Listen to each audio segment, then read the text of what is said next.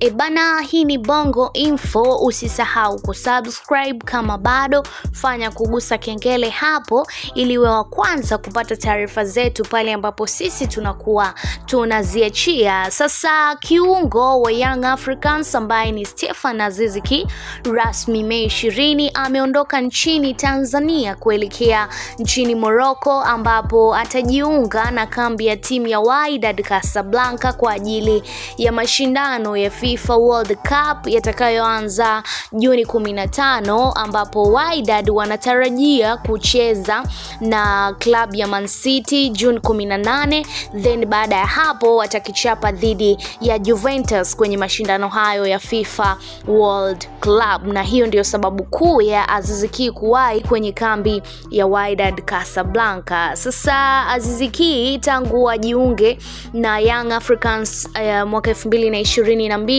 amepata mafanikio makubwa kwa kiasi kwamba licha ya kumaliza mkataba wake na Young Africans, lakini Yanga wamepata faida ya kiasi cha shilingi zaidi ya bilioni 1.9 kutoka kwa Wydad ambao ndio klabu iliyomnunua mchezaji huyo. Sasa mafanikio yake makubwa ambayo ameyapata kwa Young Africans tangu ajiunge ni pamoja na kucheza mechi 114 huku akifunga magoli 52, akitoa assist 32, lakini pia akajishindia tuzo 2 pamoja na makombe 9. Sasa hao ni mafanikio ambayo amepata, na kwenye hayo magoli ambayo ameyafunga, hayo magoli 52, Simba na magoli yake 5 kwenye mechi 7 ambazo ameshawahi kukutana na Simba, na anaingia kwenye orodha ya moja kati ya wachezaji ambao wamewahi kuifunga Simba magoli mengi tangu ajiunge na Yanga. Na kwenye hayo magoli pia Azam wamechezea magoli 6 kwenye mechi ambazo